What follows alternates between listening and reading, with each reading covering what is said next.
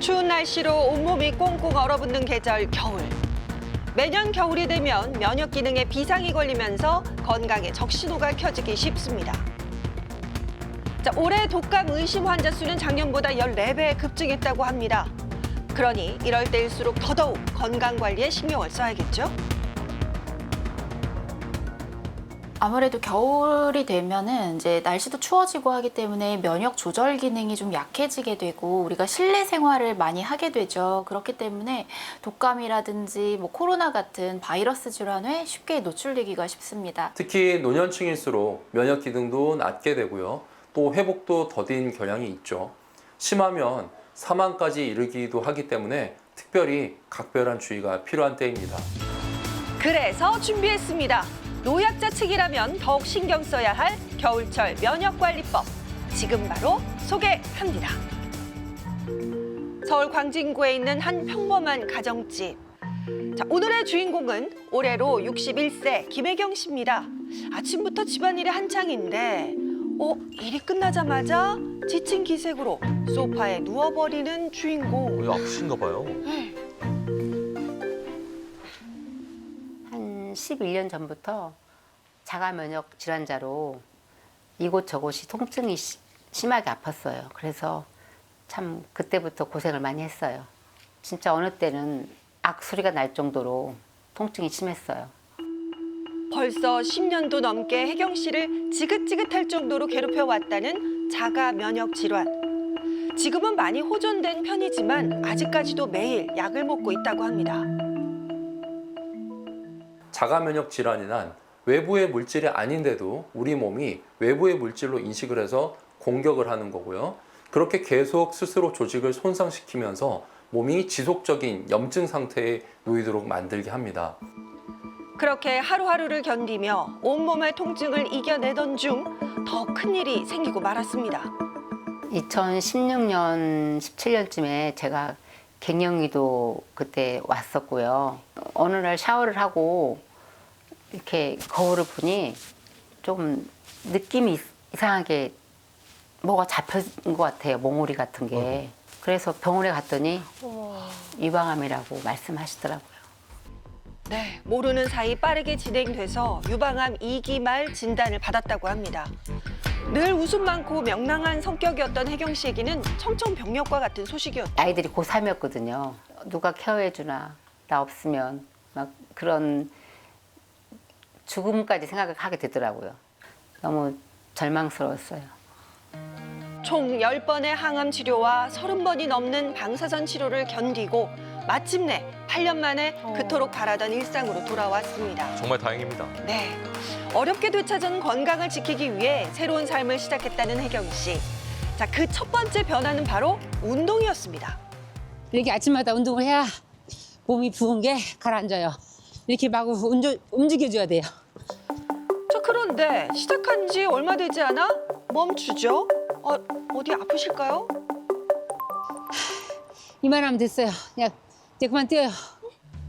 네, 아직 전신 통증이 남아있다 보니 오래 뛰긴 힘들지만 꾸준히 노력 중이라고 합니다. 자, 운동 이외에도 일상 속에서 또 하나 신경 쓰는 게 있다고 하는데 가방 속에서 뭔가를 꺼내는 혜경 씨. 오늘 몸 상태에 맞춰 특별히 조합을 해둔 거라고 제가 합니다. 건강 챙기려고 가방에 넣고 다니면서 수시로 이렇게 챙겨 먹고 있어요. 모양도 색도 다양한 각종 영양제들. 아무리 바빠도 꼭 챙겨 먹는 습관이 생겼다고 해요. 자, 그런데 영양제는 여기서 끝이 아니었습니다. 제가 아픈 이후로 이렇게 쫙 챙겨 먹고 있어요. 건강을 위해 하나씩 챙기기 시작하면서 영양제들도 점점 늘어나게 된 거죠. 자, 어느덧 점심시간 분주하게 식사 준비를 합니다. 오늘의 메뉴는 보쌈. 김장김치에 쌈채소까지 더하면 환상궁합이죠. 맛있겠습니다. 네, 먹음직 수 없습니다.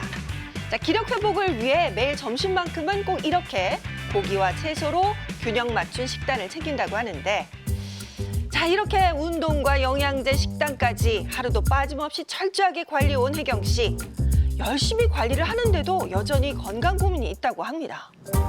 열심히 챙겨 먹고 영양제도 먹는 임에도 불구하고 면역력이 떨어지고 몸이 뭐 늘상 무겁고 막 좀 누워 있고 싶고 그런 날에 종종 있어요. 정기적으로 병원에 가거든요. 근데 의사 선생님이 알부민이 부족하다고 말씀하시더라고요. 알부민이라고 하죠? 이게 뭘까요? 알부민이라는 건 우리 간에서 만들어지는 주성분으로 혈액 속에도 있습니다. 우리 몸을 계속 돌면서 영양 공급이라든지 면역력 강화에 도움을 줍니다. 실제로 우리 병원에서도 체내 알부민 농도가 환자의 영양 상태를 평가하는 어떤 지표로 사용되기도 하고요. 응급 환자라든지 수술이나 외상으로 혈액량이 급격히 줄었다거나 간이라든지 신장 기능이 떨어졌을 때 환자분들에게 알부민 수액을 치료제로 쓰고 있습니다. 자, 그렇다면 구체적으로 알부민은 어떤 원리로 우리 몸속에서 작용을 하는 걸까요? 알부민은 몸속 영양소 배달부입니다. 간에서 만들어져서 혈액 속으로 들어가고요. 필수 영양소와 호르몬, 지방산, 약물과 같은 물질을 혈액을 통해서 우리 몸 곳곳에 옮기는 역할을 하게 됩니다. 이렇게 중요한 역할을 하는 알부민이 부족해진다면 배송이 지연되면서 각종 질병이 발생할 위험이 증가할 수 있습니다. 자, 알부민이 부족해지는 가장 대표적인 원인은 바로 노화인데요. 연구에 따르면 혈중 알부민이 20대까지 가장 활발하게 생성이 되고 그 이후로는 매년 이렇게 감소한다고 합니다. 문제는 이렇게 알부민 농도가 줄어들게 되면 면역력과 회복력이 떨어지게 되고 알부민 부족한 만성 질환자의 경우에는 심각한 영양 결핍으로 합병증 위험도 높아질 수가 있습니다. 이외에도 염증 반응이 증가하면서 암, 당뇨, 간 경변과 같은 만성 질환이 악화되거나 근감소증과 골다공증을 유발할 수도 있습니다. 자, 그렇다면 이렇게 노화로 알부민이 부족할 땐 외부에서 보충하는 것이 과연 도움이 될 수 있을까요? 실제로 한 연구에 따르면 알부민 수치가 감소한 환자에게 고용량 알부민을 투입했더니 알부민 생성 능력이 높아지면서 병에 걸린 환자 비율이 낮아지기도 했다고 합니다. 원심 분리기에 혈액을 돌리게 되면 혈구와 혈장으로 분리가 되는데요. 이 혈장에 들어있는 단백질 중에 약 60%가 알부민입니다. 한 동물 실험에 따르면 젊은 생쥐의 혈장을 나이 든 쥐에게 주입을 했더니 노화세포가 억제가 되고 뇌 기능이 유의미하게 향상됐다라고 합니다. 알부민이 뇌의 에너지 공급을 원활하게 했기 때문이다라고 볼 수도 있죠. 자, 그렇다면 이렇게 노화로 알부민이 부족할 땐 외부에서 보충하는 게 도움이 된다고 했거든요. 어떻게 알부민이 부족하면 됐을까요? 이렇게 따로 보충하는 게 도움이 된다고 하더라고요. 그래서 앞으로 꾸준히 먹어보려고요.